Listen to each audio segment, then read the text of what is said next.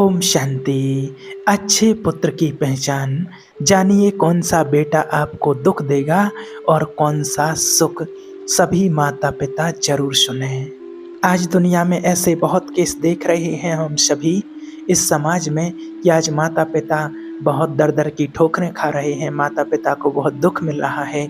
जिन बच्चों के लिए माता पिता ने खून पसीना एक किया है, किसी के यहाँ मजदूरी की है, कोई माता ने किसी के यहाँ खाना बनाया है, किसी के बर्तन साफ किए हैं, किसी के यहाँ झाड़ू पोंछा किया है और अपनी मेहनत करके जैसे तैसे करके बच्चों को पाला पोसा है, बड़ा किया है, पढ़ा लिखा करके जवान बना दिया है, अपने पैरों पर खड़ा कर दिया है। अब वही बच्चे उन माता पिता को ठोकर मार के घर से बाहर निकाल देते हैं। जो खून पसीना एक करके जो ईंट से ईंट रखी है, वो मकान बनाया है। और माता पिता के क्या सपने थे कि जब ऐसी एज आएगी, वृद्धावस्था होगी, तब बच्चे बहुएं हमारी सेवा करेंगे और हमारी देखभाल करेंगे। और जब उनको सबसे ज़्यादा ज़रूरत होती है बच्चों की सेवा की, प्यार की, स्नेह की, तब वो बच्चे उनको ठोकर मार के घर से बाहर निकाल देते हैं या वृद्धाश्रम में छोड़ाते हैं। तब उन माता पिता के दिल पर क्या बीतती होगी, सोचिए। तो देखिए, आपको क्या कहना है। ज़रूरत से ज़्यादा कभी बच्चों का माँ बाप को सपोर्ट नहीं करना चाहिए।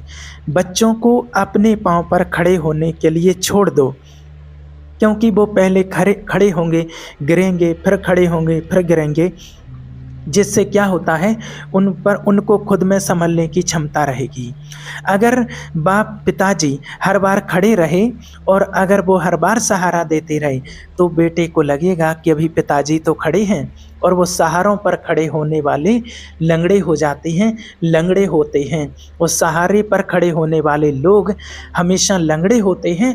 और यही जो बच्चे होते हैं, जो माता पिता बात बात जरा जरा सी चीज़ों में सपोर्ट करते हैं, कभी उनको कमाने नहीं देते हैं, कभी उनको बाहर नहीं जाने देते हैं, कभी उनको मेहनत नहीं करने देते हैं, और वो माता पिता के बल पर ही जो पलते रहते हैं, और जब उनकी ज़रूरतें पूरी नहीं हो पाती हैं, तो यही बच्चे होते हैं कि वो ठोकर मार के घर से बाहर निकाल देते हैं। जो मेहनत करते हैं, अपने पैरों पर खड़े हो जाते हो, मेहनत करके कुछ कमाई करके लाते हैं, वो माता पिता को बाहर नहीं निकालते हैं। आजकल कुछ ऐसे भी बच्चे हैं कि जो मेहनत करके लाते हैं, वो भी बाहर निकाल देते हैं, माता पिता को ठोकर देते, बाहर निकाल देते। लेकिन अधिकतर जो देखा गया है कि वही बच्चे ज़्यादा माता पिता को परेशान करते हैं, जो कमाते कुछ नहीं है, उनकी कमाई कुछ नहीं, इनकम कुछ नहीं, और माता पिता के सहारे पर ही जीवन जी रहे होते हैं। इसलिए बच्चों को अपने पैरों पर खड़े होने दो, शुरू से ही उनको मजबूत बनाओ। सहारों पर जिएं तो क्या जिएं, इस जिंदगानी को सहारा दूसरों को दो, अमर कर लो अपनी कहानी को, अमर कर लो। सहारों पर चलना ना सीखो आप, ना बच्चों को सिखाइए।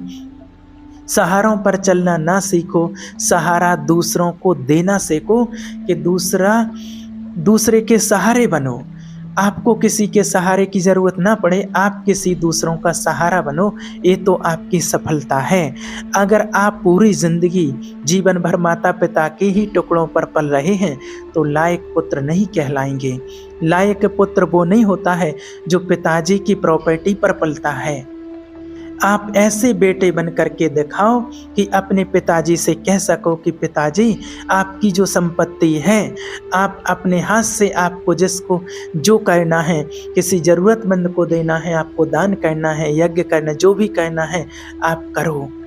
मेरे अंदर इतनी काबिलियत है कि जो आपके पास है, मैं आपके आशीर्वाद से उतने से ज़्यादा भी कमा सकता हूँ।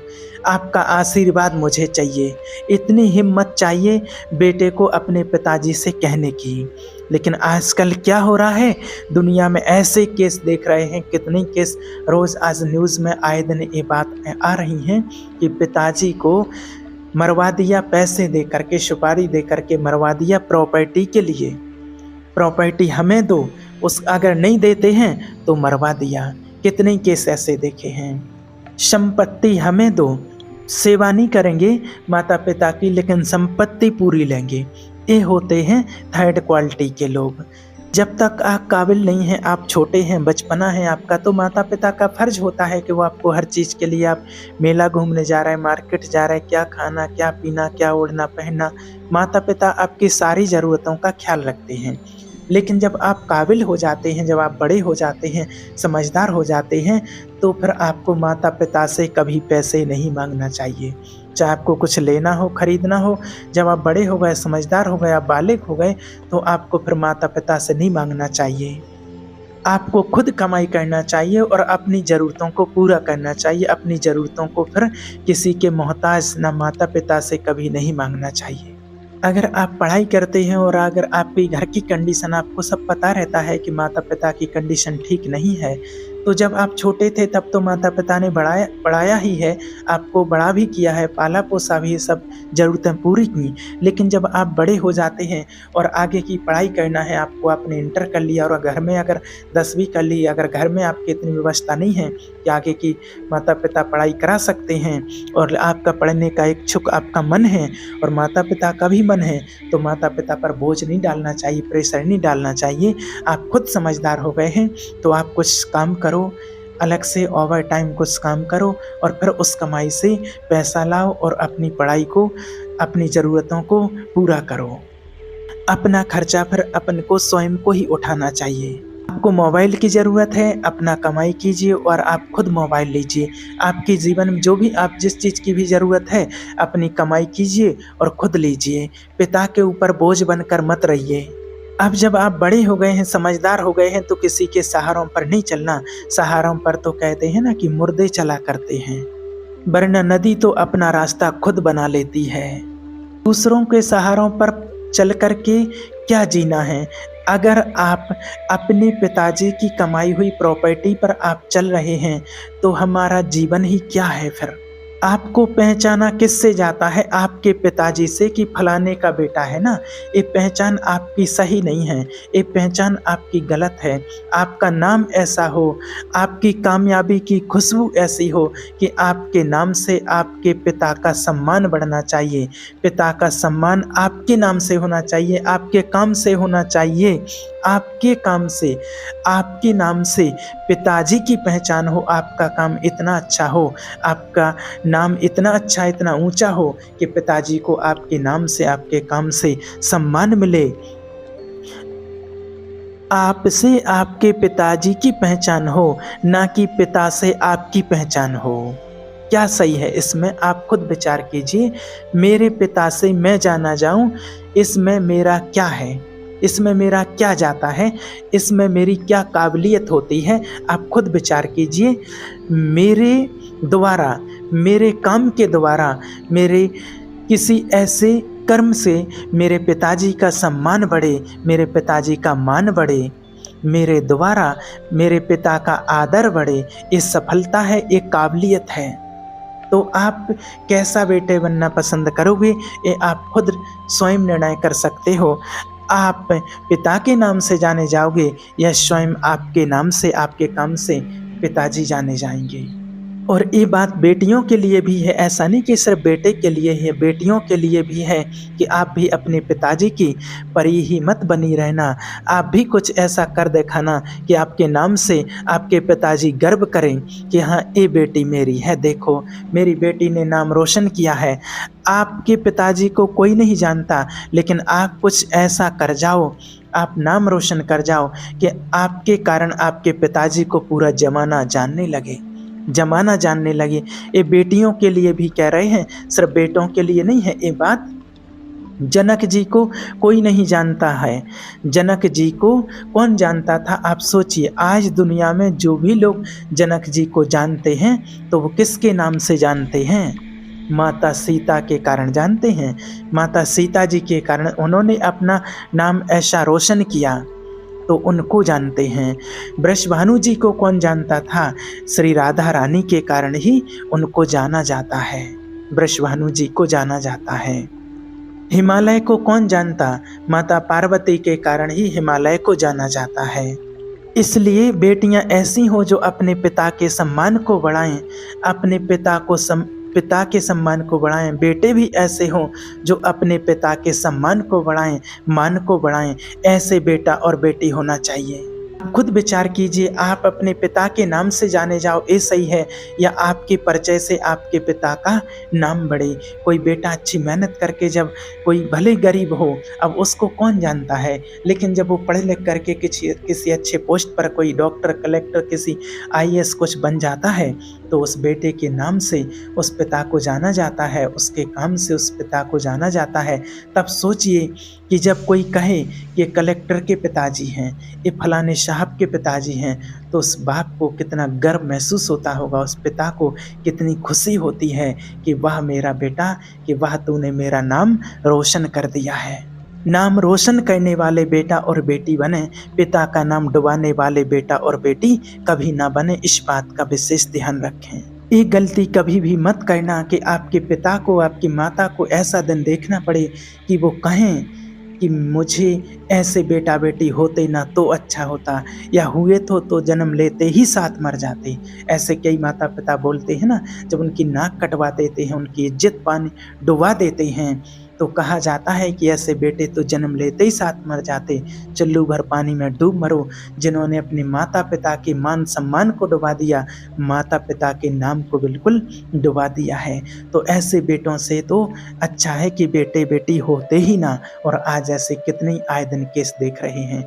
इसलिए कभी भी भूल से ऐसी गलती मत करना, पिता का नाम रोशन करना, पिता का नाम कभी डुबाना नहीं। और जो बच्चे ऐसे लाचार होते हैं, वही माता पिता को ठोकरें मारते हैं, वही दुख देते हैं।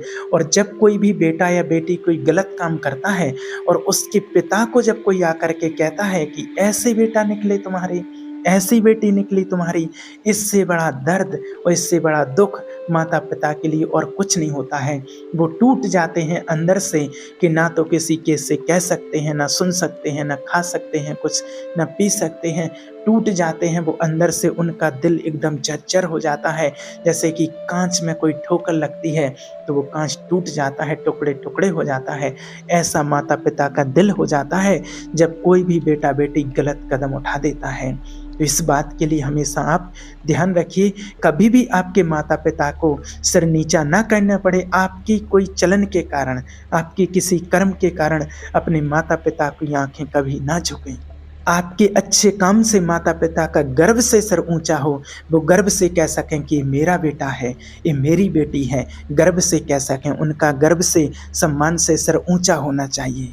इसके लिए काबिलियत चाहिए, आपको आत्मविश्वास चाहिए, और इसके लिए आपको सही प्लानिंग चाहिए, सही कार्य चाहिए। माँ वही है जो अपने बच्चों को तपस्वी बनाए, और तपस्वी का मतलब ये नहीं कि जंगल में जा कर के तपस्या करना ही नहीं। तपस्वी का मतलब होता है अपने लक्ष्य को पाने के लिए जो व्यक्ति तपता है वही तपस्या है, वही तपस्वी है। पढ़ने वाले बच्चे खूब पढ़ते, दिन रात पढ़ते, वो पढ़ना ही तो तपस्या है। काम करना, मेहनत करना, सफलता का प्रयास करना, भगवत चिंतन करते हुए, ईश्वर का चिंतन करते हुए, भगवान का चिंतन करते हुए तपस्वी बनाओ। आजकल के बच्चे कोमल हैं, सुकुमार हैं। आजकल बच्चे पहले की अपेक्षा स्ट्रॉन्ग हैं या कमज़ोर हैं, आप खुद विचार कीजिए। आजकल के बच्चे पहले से बहुत कमज़ोर हैं, और बच्चे कमज़ोर हो रहे हैं, इसका जिम्मेवार कौन है? इसका जिम्मेवार माता पिता ही हैं, कोई और नहीं। और इसमें माँ बाप की कहाँ गलती होती है? जहाँ प्रकाश डालते हैं, देखिए कहाँ गलतियाँ हो रही हैं आपसे। माता पिता की गलती कहाँ हो रही है? बच्चे कमज़ोर क्यों हो रहे हैं? इसलिए कि आज शादी होने के तुरंत बाद आप अलग होना चाहते हैं। पहली गलती तो यहीं से हो जाती है। पति पत्नी अलग रहेंगे, हमें कोई डिस्टर्ब नहीं चाहिए, ना सास होनी चाहिए, ना ससुर होना चाहिए, घर में कोई नहीं होना चाहिए, ना जेठानी की किचकिच, ना ननंद की, ना देवरानी की। शादी हुई और अकेले रहना चाहते हैं, नहीं, ये निर्णय बहुत गलत होता है। सबके बीच में रहो, सबके बीच में रहोगे तो मजबूती ज़्यादा होगी। इस बात को याद रखना आप। लोहा जितनी बार आग में जाता है उतना मजबूत होता जाता है, जितना तपता है उतना मजबूत होता है।